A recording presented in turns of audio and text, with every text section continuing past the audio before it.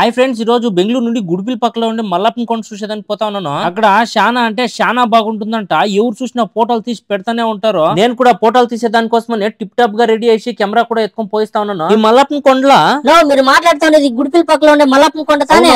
మొన్ననే నేను కూడా పోసేస్తున్నా. చాలా బాగుంది.